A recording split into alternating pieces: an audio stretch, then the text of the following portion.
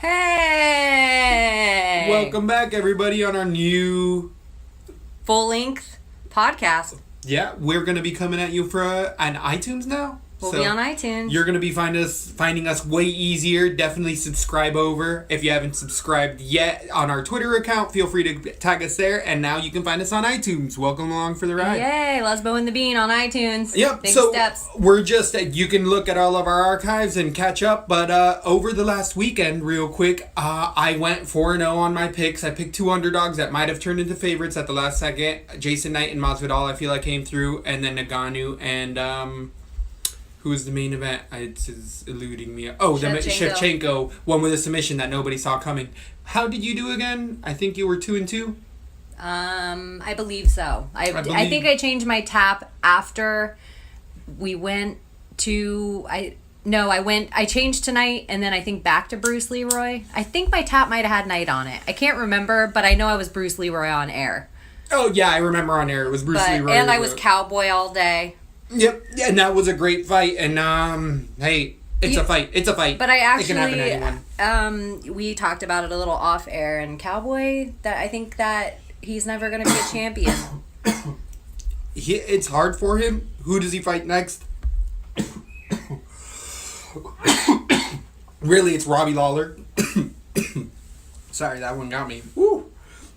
So there's Robbie Lawler, Carlos Condit, Nick Nate Diaz. Jorge Masvidal just said on MMA Junkie that he will not be fighting Lawler next because they're homeboys, and only if it was for a championship would he fight Robbie Lawler. He's known him too long. That's respectable. That's admirable. But Jorge Masvidal's ready to fight right away. He said he's ready to fight Maya, but Maya turned down the fight. Maya did turn down the fight, and I believe we were talking about this before. I think that Magny's the fight, and he was just saying on MMA Junkie that he doesn't like Magny. Magny's been a shit talker, and he's ready to beat up Magny right now. And I think Magny is a 7th or 6th kind of placeholder right now in that division. So it would be a fight up for Masvidal, and I think that's a winnable fight for him, honestly. I think it's a good fight. And I think that's okay. What I absolutely loved about it is when he was on MMA Junkie with Gorgeous George and Goes, he was saying, hey guys, I'll catch you guys later. I'm about to go into wrestling practice again right now.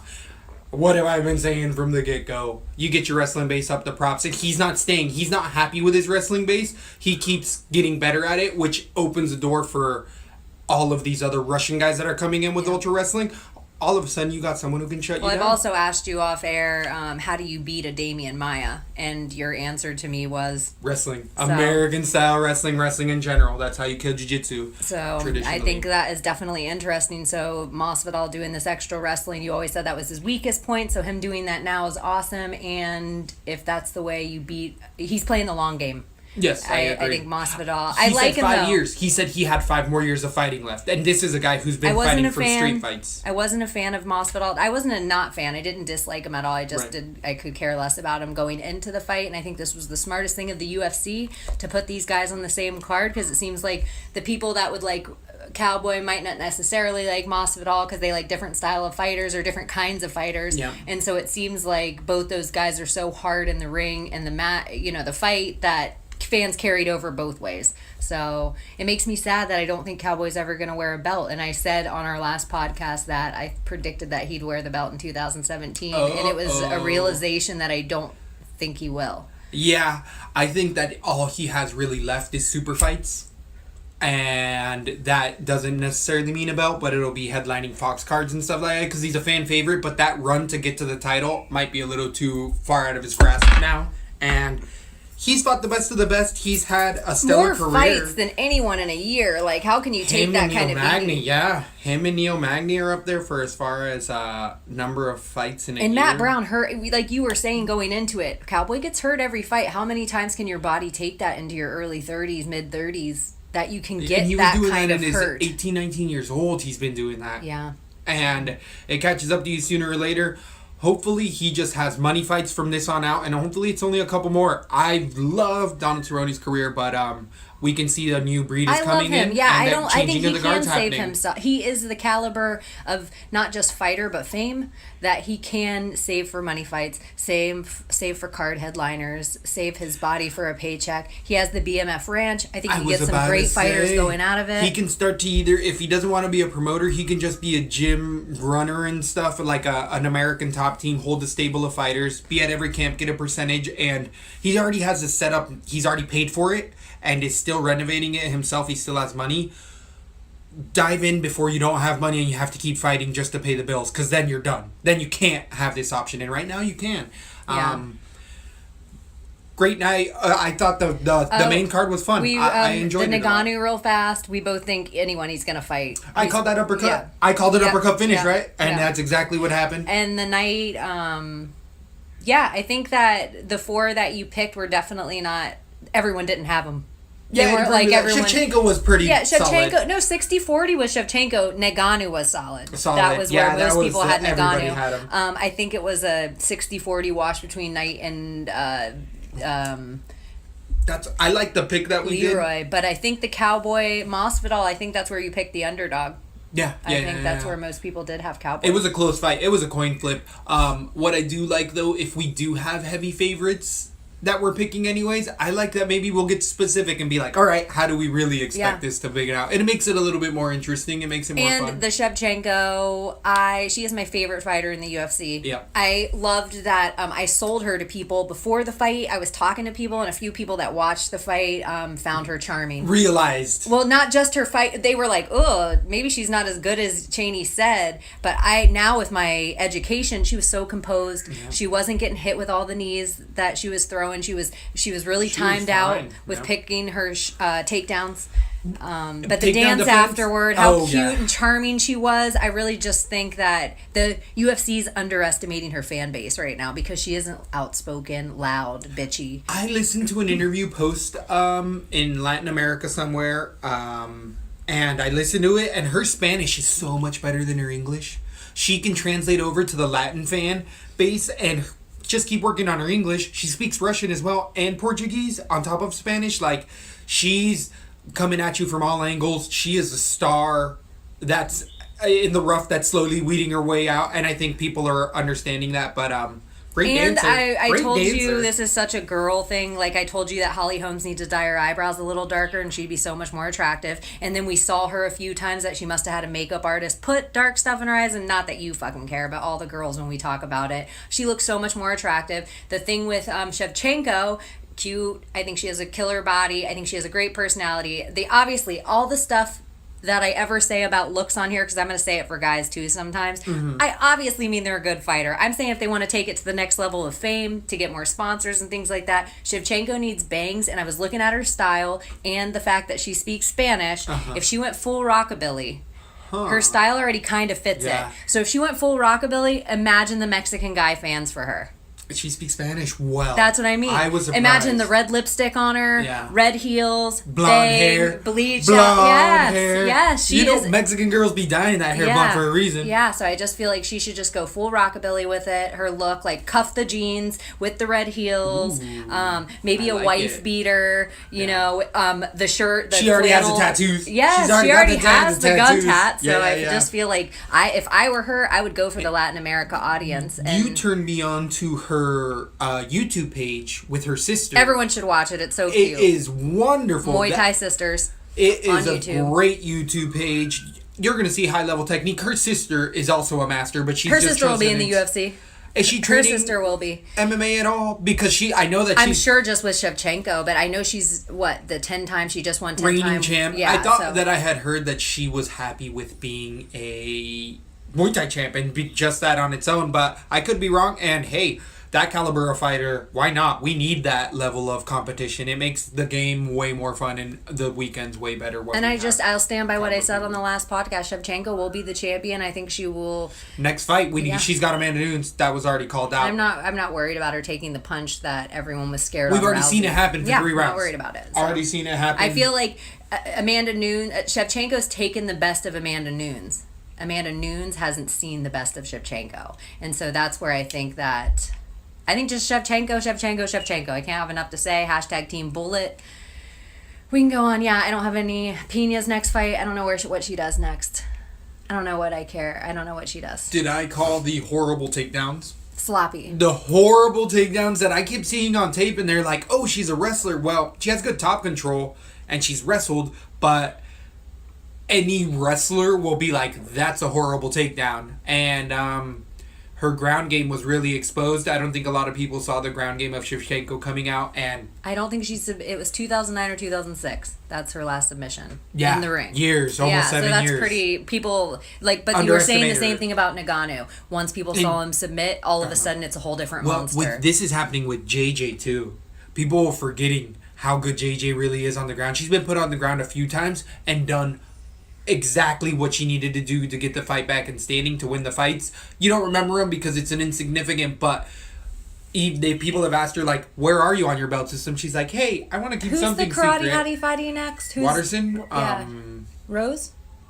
It might be Rose. That's a good fight. That's a good fun fight. I want to see Gaudelia Watterson. That's the most interesting fight to me because Gaudelia to me has the best ground in women's 115, but I think that Watterson might have it.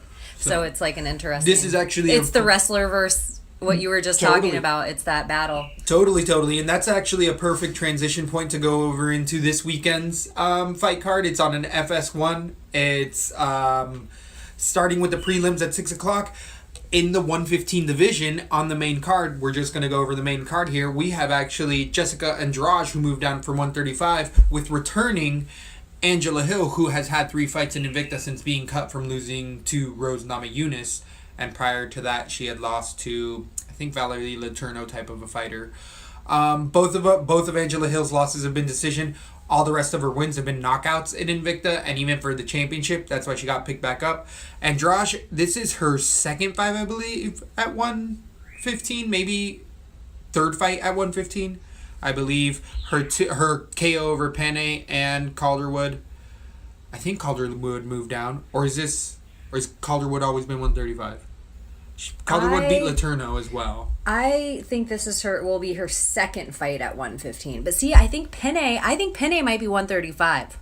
Yeah, I think it might be her second fight at 115. Yeah, Pena went down. No, she's out. Pena went down. Pena's out. She fought JJ and got her nose busted up. That was Pena. Yeah. So that's 115. So this is Andrade's second fight or third fight at 115. Fourth. Third. Yeah. God damn. So Angela Hill, they're both strikers. Andrade, I'd give the ground game to. But Angela Hill is a traditional Muay Thai striker who has supposedly said that she's gotten away from just the striking and become a much more MMA-based fighter. She's fighting out of Alliance MMA. She's got a bunch of wonderful training partners, and I've watched those Invicta fights, and she's moving way better than she ever was, not as stiff, and her takedown defense has been on point, and that was her biggest weakness. Once she got to the ground, she couldn't withstand the girls' jiu-jitsu games, and they would submit her. But now that they can't get her to the ground, or she's getting up off of the ground, changes the game because she's a dynamic striker. And her UFC fights, her losses, her decision UFC fights were tough fights, and it was right after the Tough House, and so I feel like the caliber of fighter, when they first came out of that Tough House, everything was Carla Esparza. JJ came out of nowhere, if you remember that whole transition of the 115 to all of a sudden the super dominant female champion. But Angela Hill, I feel like she had weird matches in that house. And she's been in Invicta. She got the belt in Invicta. She was the champion there for a bit, right? She didn't lose it. She's coming over as the champion of Invicta, right? She's coming over as a champion, but I believe that she might have only defended once, if she defended at all. Yeah. Gosh,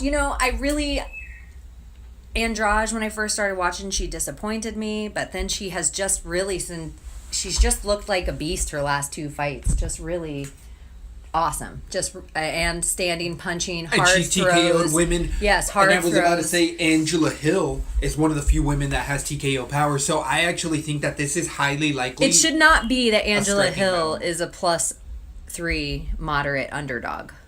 It should be a little closer. That's what I think. I think that this is actually more of a coin flip. I could see it being like I think a lot of 150 people are looking at the Andrade. record on here. Yeah, I agree. Because they're forgetting about the Invicta fights.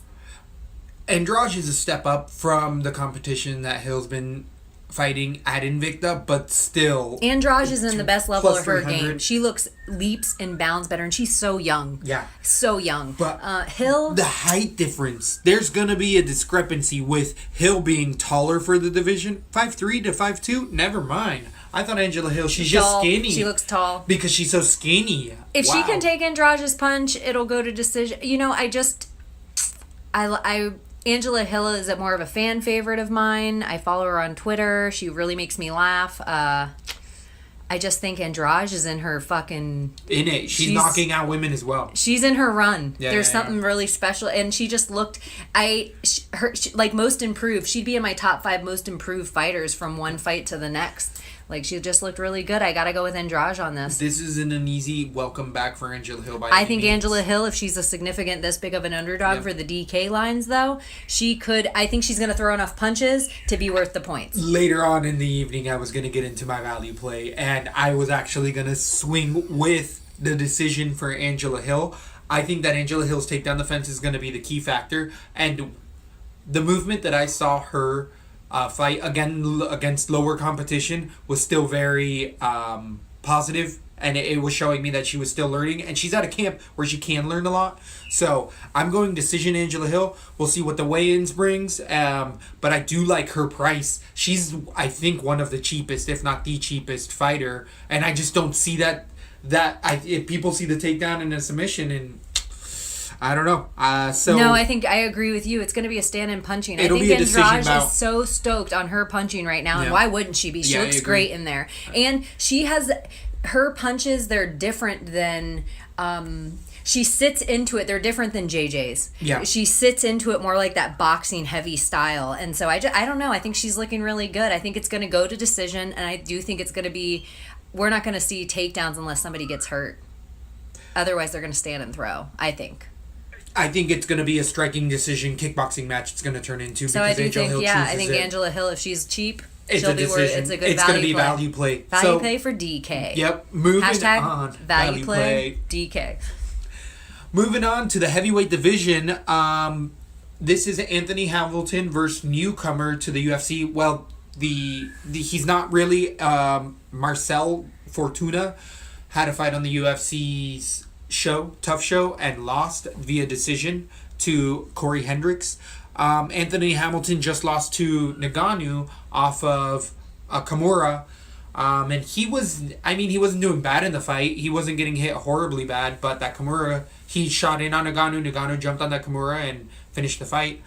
Hamilton is win one, lose one, win one, lose one. He can beat the bottom of the barrel, but he can't do anything good against any good guys. He's where he needs to be. He's at Jackson Winklejohn. He's a specimen as an athlete, big man, ultra athletic, hard You know what? punches. He's been disappointing. He goes up and down. I He just wins don't one, think. loses I think one. he's disappointing since I've been around since his first match in the UFC. I didn't know that much about him coming in. He's just been a big disappointment since coming in. I would say that I've had more hype on him and lost money on him more than won. Every time I pick against You him. picked him against Ngannou. No, I didn't. I picked Ngannou. Hamilton versus Ngannou. I thought you picked Hamilton. No. I picked Ngannou. I thought he was your underdog pick on that. Like that, you thought he was going to out wrestle him. Oh, no. I think it was Henrique. Nganou's first fight is the first wrestler that Oh, I I put thought it was against this Ngannou. guy. I thought you were really hot on him. No, I do like Hamilton because he can he shows athletic prowess where he can beat guys with just his athleticism, but he will leave his hands down and get head kicked by Nikolov Krylov, who is overrated. Always bet against him, and I've done really well in that. Anthony betting. Hamilton, this is the problem with him. He's too old to get any better. But it's the heavyweight division.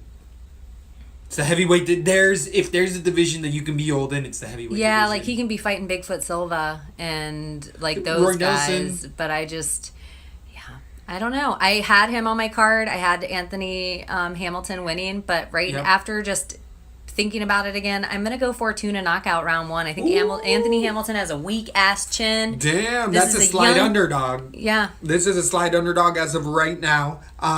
Fortuna. Fortune favors the brave. Hashtag Fortune favors the brave. I'm actually going Hamilton TKO round one. He goes win one, lose one, win one, lose one. He's on a win one. He's at the right camp. His head, once it all clicks in, he can keep his hands up. Because if he throws punches, people go down. People always get hurt off his punches. I think Fortuna's gonna learn from this. They're fighting in heavyweight? Yeah, they're fighting at heavyweight. Oh, shit. Yeah, there's a heavyweight fight. I'm going to Hamilton. I'm changing it. Oh. Because Fortuna's a light heavyweight fighter. Yeah, Anthony Hamilton cuts to make 265. And Fortuna and is an athlete. A light heavyweight fighter. Yeah, was. Now he's a heavyweight. He's going to weigh in probably at 240. This is his first fight at heavyweight. Yeah, I would say probably. He's just coming off of the show. I always go with the bigger person when it's the other person's. I believe Hamilton. So Hamilton, going with Hamilton. Maybe he doesn't cut for 265. Maybe he weighs around the 250 something, 240 range. But either way, I've seen him move. He's an athlete. He could have potentially. I'm only going with Hamilton because he's a significantly larger man. Yeah, that's naturally. All right, moving on. I'll probably stay away from that fight.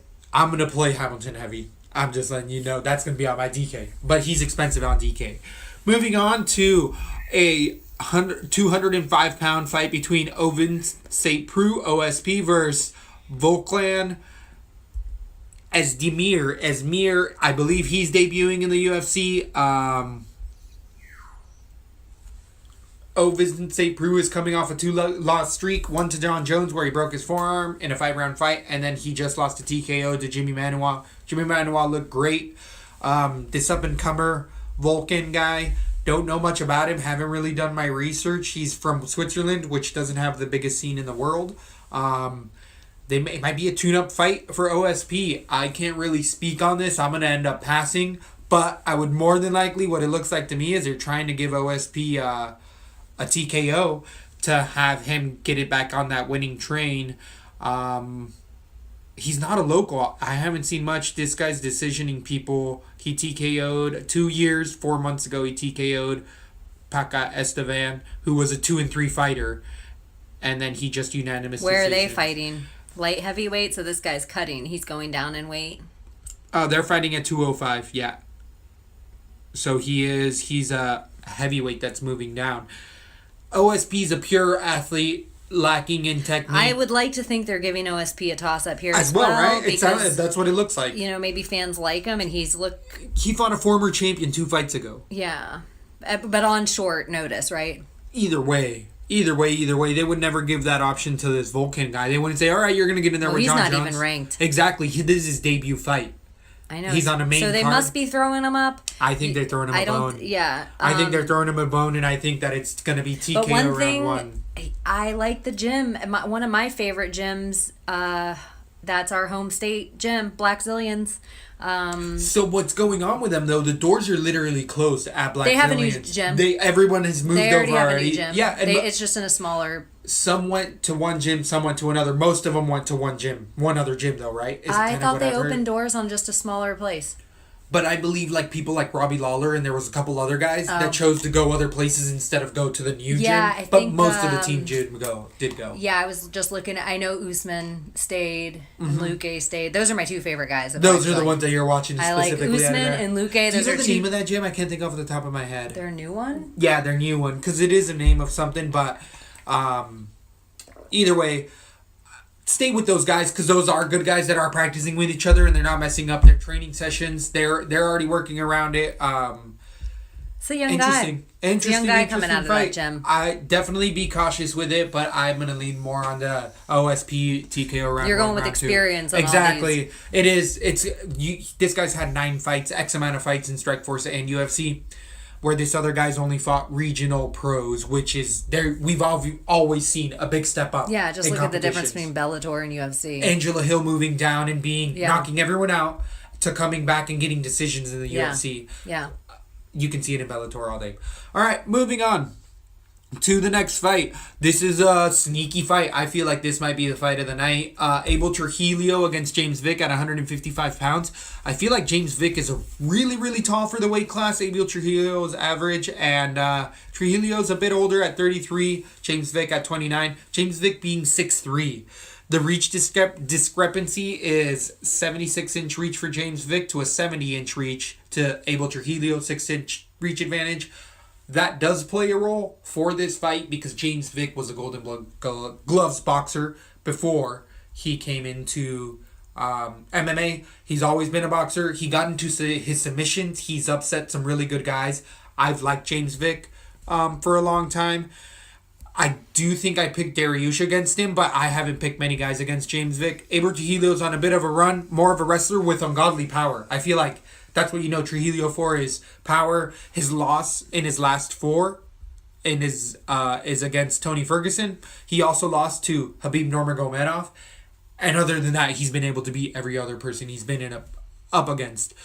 I would say that his gas tank is his biggest weakness, always has been. He can throw bombs that will knock your head off in the 3rd round, but he's throwing those bombs from his hips. He's throwing them over the top. If you're a technical guy who can use technique, you'll be able to smother those. James Vick is a grinder, good boxer, underrated wrestling, and submissions, because he's so long, he's been able to do submission chokes that a lot of other people haven't been able to, and he just...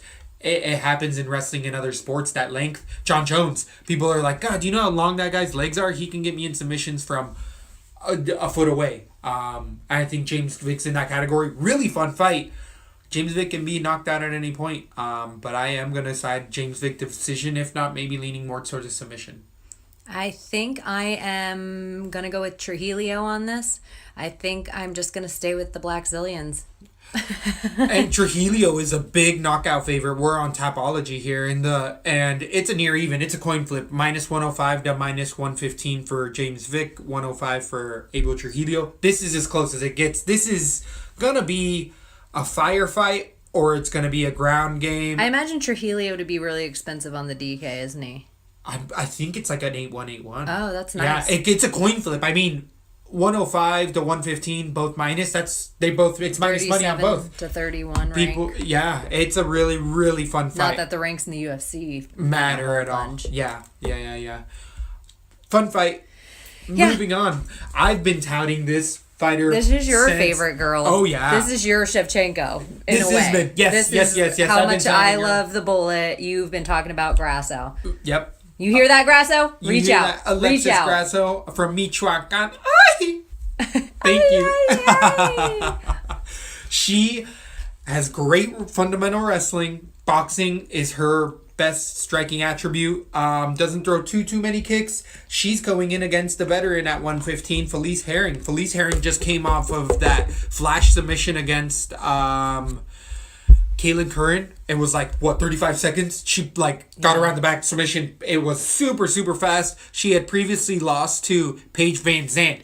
One of the most overrated fighters I've ever talked about is Paige Van Zandt, and she got decision by. But you know what I have to say though, Paige in that fight looked like the best Paige I've ever seen. Was it Herring making her look like the best Paige ever? Because then both of them, it takes two to dance. But see, then I feel like saying it's like looking at it in the same way. To me, I think Paige isn't the most overrated fighter ever, but Michelle Watterson made her look bad because Michelle Watterson's so underrated. So did Rose, though. And she was a 2-1 favorite over Rose Namajunas. Remember when we made money on that? Happen. Remember when we made money on Rose, that? to me... That's Hype Train specifically. Like, if I were going to rank the UFC just by what I'm looking at, Rose is 4. Behind Claudia, Michelle, and JJ. I like that. That would be my ish. I feel like, to me, Felice Herring has more skill set, actually, than... This is where I totally agree. I like this. Felice Herring has more skill set than Paige. Paige has a harder punch. I think Felice can't take a punch. So if you already take that off, we know Grasso can throw a punch. So right there, I think Felice Herring gets rinsed. I think she buckles. I think it's one of those. I think she goes down Matt Brown style. Not to a body shot, to a face shot. Misha Tate style in the Nunes fight. Yeah. She quits. She takes a punch and says, no, thank you anymore. Dunzo. I like that because we know Grasso throws heavy punches. And they're not heavy because she's big and throws with wicked intent. It's that they're so accurate and precise that she hurts women with shots that don't look too powerful, but they're ultra accurate, and it's a testament to her boxing and her boxing coaches. She also has another fighter at 135 who just lost recently, Aldana, who's out of the same gym, but she has good training partners. I feel like they train She's at so altitude. young. They're both, anybody coming out of that gym, I would say pay attention to, because their fundamentals, you can see their fundamentals are solid. You know what we saw with the Very Cruz solid. Garbrandt? We talk about it all the time on this show, that new breed of fighter. When you Yes. look at this fight, Yep. this is, you're about to see somebody who is the old MMA that's Right. about to get washed away by that new breed Right. of fighter. And Felice Herring, she's 32 years old. Yeah. You don't want to go in And there she had against a a kickboxing career hungry prior to. 23-year-old or hungry 25-year-old. Who's been putting women away. Yeah. I think this is going to be a rough fight for her. I almost go round one finish. I think I was thinking Grasso I think round she's one the or pick two. of the night. Yeah, I think I'm going to put Grasso heavy on my DK if I can. I think she's a little bit expensive, though. I really like Grasso a lot. I pretty much explained why Felice doesn't have good takedowns. What's and the good Grasso's wrestlings. nickname? I don't think she has one. If I were making her nickname would be Smokin', and her name would be Alexa Smokin' Grasso. I like that. Hashtag Alexis Grasso. Listen to that. Alexa Smokin' Grasso. If you don't have a nickname, Smokin'. She's working on, Alexis Grasso's working on her English as well. I think that whole camp is, and I'm just like, she's going to be a future star. She may not be a champ, but she will be a contender by the end of 2017, because she's got JJ ahead of her. And what I don't want to see for her is A rush. All of a sudden That's she what gets they're doing JJ too in much 2 in the more. UFC. Let her get experience. She needs ring time. JJ's got ring Nagano, time. let him get experience. Yes. But you know, this is the weird part about it, is I said the same thing about Cody Garbrandt. Agree. That's a great point. I was It's a great like, point. just give him some time to It's a great fill out point. his skin, give him a minute, and then it's like, whoa, this new breed of fighter might be eating Yeah, up Grasso's been training to fight it, JJ Misha since Tate. she's got in. Ronda Rousey. We're seeing all these older, that 32, 33-year-old, it's just not what it used to be, because these kids are growing up now watching Next Level. So they're training for the next level. Yeah. All this stuff. And if I was a kid, I'd be doing all that stuff with my brothers for sure. I'd be practicing all those kicks, the Showtime kick, all those fence kicks, all that. And I did for a point in time, and it's fun. And you emulate what you watch. So every time you see something flashy, Ezekiel choke, guess what you're gonna see people trying? Ezekiel chokes from now on. It all works. It all works. And then the reminder, I think it's a great thing, a testament is, we watch Ronda, the champ, forever. Every single woman in the division trains for the armbar. That's the one thing they aren't worried about anymore, is the armbar. The one thing everyone trains for is that armbar. So now we have a new champion. She comes in, she's standing and punching, she's murking everyone. So now everyone's trying to figure out how to deal with that. They forget now about the armbar. They're so busy with this forward pressure fighter. We forget about the original move that everyone was scared of, and these new it comes kids back around. are growing up watching all these moves, and they're getting Getting good them at all down. yes. Getting them so I all just think down. it's so great. Football, how much faster can catch get to the end zone? How much higher can the scores get? How many more records can be broken in all these other sports? Yeah. Fighting is, and I was somebody who was anti-fighting, so now I just am like, whoa, This is the next level. This is fighting, but it's also a competitive sport. And I think that there's honor in it, and some people really do take the honor route of it, and I really love that. But I also do believe that there needs to be heels. I love some of those wrestling-based kind of promotions that some of these guys do with all the calling out and all that. Like, it's fun. It makes the I just fight think more that people interesting, need but to be don't go themselves. boxing. Don't do boxing where you start to get a fight in every press conference. Yeah. Don't do that. Don't trash it up, because it's a thin line we're walking with Well, the I just public. think it has to be real, or the public sees through it. I agree. The bullshit has to be real. But that's why we love Cormier Jones. Because it's Yes, real. it's real. We It's love it. so real. Or even Connor. He's real. He brings it real and he makes people get into it. Diaz. It's why Yeah. we love the Diaz brothers. They're real. It's They're why real. we are embarrassed and uncomfortable with Weidman and with Cormier when they try to be a heel. Yeah. Because they're not supposed to be. Yeah, man. Like, well, how do you feel about Rothwell? Because he's trying the heel role by doing like the weird walk-offs and stuff. I don't think he needs. I just think it's He's just goofy. uncomfortable. He's just goofy. It looks. It's corny. Yeah. It looks corny. I think Poor guy. Ronda. It's hard for the women to be a heel. I think Ronda was a natural heel for the women's division. If Holly came out and was a heel tomorrow, it wouldn't make any sense. But I think Amanda Nunes got to see that twisted side of what happened because she's not a natural heel. She seems like a very nice person with a lot of class, and so when she tried to heel it up with the Ronda thing after their fight was over, I think she lost fans from that. I think it has to be a genuine thing for. I think the best thing that happened for Cyborg in the last 2 weeks was the Tony Hinchcliffe little thing on Twitter because it made her seem likable. That the joke back and forth and her joking back with him about herself Makes her human. Yeah, and it makes it. You have to be able to laugh at yourself if you want people. People can laugh with you. Charlie Sheen could get fans again. People can laugh with you if you don't. Avoid it. If you don't avoid it, look at Chael. He's a perfect example. Yeah. If you don't avoid it and just own up to whatever it is that the issue may be, then Great advice from Lesbo and the Bean. that is. Anyways, Moving on to next. the main event. Main event. This is an FS1 card. I cannot believe remember? this is the main event. I was thinking, gosh, how many more fights do we have to go through? This does not. This seems like a Fight Pass main event. It's a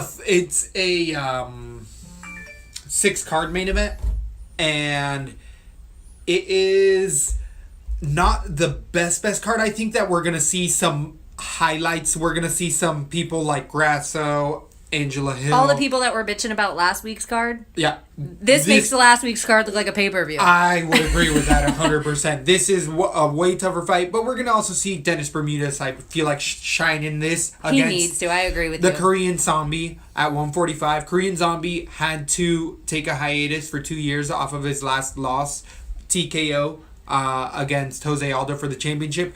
But if you remember correctly, he was TKO'd because his shoulder came out of the socket, and then Jose Aldo kept kicking him in the shoulder until the ref saw it and called the fight. Yeah. That isn't something you get better from. Your shoulder dislocating out of its socket. And if shoulder issues. If the Chael fight is any indication of how long you can spend out of the ring, ring rust is real. Once you get past 2 years, that your joints and muscles and shit like that, they might as well be rusted shut. Well, we don't know because it's he was picked up by unusable. his local government. He was picked up by he had to do his national duty for South Korea. Yeah, and to the his military. Was he practicing MMA for 2 years? Or was he practicing military drills? Well, the other thing I have to say about this fight is I think there is a Korean zombie spirit that exists. I do think South Korea, there's this zombie spirit that exists with Korean fighters. And I think it has left Chang Sung Jung. And I think that spirit exists in one man now. And Choi. It's Choi. It's Duho. I would say there's a couple, but I'd say that the reason that the whole even South Korea scene came up was because of the Korean It's just zombie. been too long. He was the first one. Bermudez is he's been on a mad tear. He's looked good in his last fights. Yep. I just don't think it's like you don't come out of this big of a gap in your career and go up against a guy like Dennis Bermudez. I think this isn't an easy. They're not doing the Korean zombie any favors in this fight. At all, so at all, I just at think all. ring rust is real. I think Bermudez is at the top of his game right now. So I just don't see this going well. And I know a lot of people love the Korean zombie. He hasn't been around since I've really been watching UFC. Yeah, he's been out for a long time. He beat Dustin Poirier when he was a greenhorn. It was one of the upsets of the year. Prior to that, he lost to a TKO to George Roop. He had one of the fight of the years a few years ago against Leonard Garcia, who's now completely retired from the sport, and he had almost 2 fights of the year with him. But if you really look back at the caliber and style of fighter who's a Donald Cerrone disciple, Leonard Garcia, he really wasn't the best MMA fighter. It was just the lack of fighters at the time. The sport's evolved past, I feel like, Jung Sung, even though he's only 29 years old, but Bermudez has looked really good. Honey Jason is no slouch. He just beat him in a decision. He beat Kei Jawari, who nobody's calling out that Japanese Kei Jawari fighter out. That dude is a bust. great ground game. Bermudez, I think, kept it standing and just What picked was them apart. Bermudez's last loss? Last loss was to Jeremy Stevens, TKO. Respectable for anyone, and he got pulled into a firefight. That was Jeremy Stevens. He looked Jeremy Stevens at his best during that fight. Jeremy he hasn't looked like Stevens- that since his last two fights. I mean, he's gone against monsters because of that fight. Yeah, Jeremy he Stevens took looked it to the so next level. good in that Yeah. fucking fight. Jeremy Stevens, what he did was he was able to coerce Dennis If you don't know who we're Bermudez into- talking about, Who the fuck is that guy? who the fuck is that guy? Jeremy fucking Stevens, that's who. Dennis Bermudez got trapped into a firefight and obliged. If Dennis Bermudez would have kept a technical takedown, technical boxing fight that we know that Dennis Bermudez can execute, he would have won a decision in that fight, but he chose to bite down on his mouthpiece. Jeremy Stevens does have the type of power to shut out your lights. Yeah. And they both hurt each other multiple fights, multiple times. I feel like it was a candidate for Fight of the Year over 2 years ago now. He also lost prior to that to Ricardo Lamas, which I don't care who you are, not respectable. You don't lose any respect for losing to either one of those fighters. He's come back and beat again KG No, especially and Ricardo Honey Lamas Jason. over 2 years ago. And when Ricardo Yeah. Lamas was looking way Yeah. better. Doesn't look bad now, but yeah, I think pretty easy round 1 or 2 finish I see for I Dennis agree with you. Bermudez. I just feel like it's going to be a BJ Penn style of main event where Korean Zombie's going to say, whoa, these guys have taken it leaps and bounds further than I ever did. But he could surprise me and been training MMA for 2 years in the military. There is a new set of Korean fighters that are coming out that are looking good. He has the skills, but when your shoulder pops out when you throw punches and kicks, you don't get better for that, especially with age coming. You don't get any better with that. That's major shoulder surgery stuff. I've had friends that have that can't play badminton because their shoulder will pop out of its socket, let alone throw a hard punch. This fight, I can't. It's Super Bowl weekend this weekend. What? I don't even... What are we bringing that up for? Who cares about Super Because Bowl? this card... Is it going to take up potential media from it for Saturday? Well, I think this card could be on earlier, and it would get more viewers. I agree because it's going to finish, around midnight now? Yeah, now 'Cause it starts and at if 6? people are going to want to turn it up for Super Bowl Sunday. So if the UFC's planning around it, I just think they could do something a little wiser than this card maybe this would be your freak show card. This would be super fights only? Yeah, where you just put on the weird... Like Anderson Silva Yeah, or versus someone? even the weird... Diaz brother? you have what's that wrestler, the CM Punk...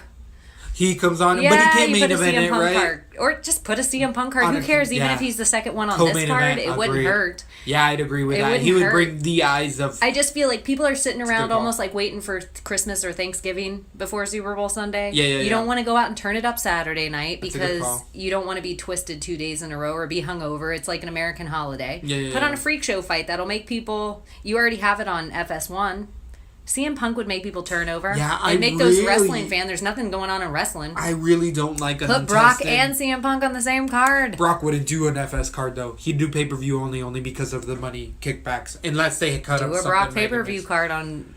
That might be tough, though, because I could see people spending their money I just don't on- care about Brock Lesnar at all. So I'm like, Yeah, if you're me just going to neither. throw that shit all on a card at Super Bowl... I'm just looking at this card, and I don't know if the UFC is...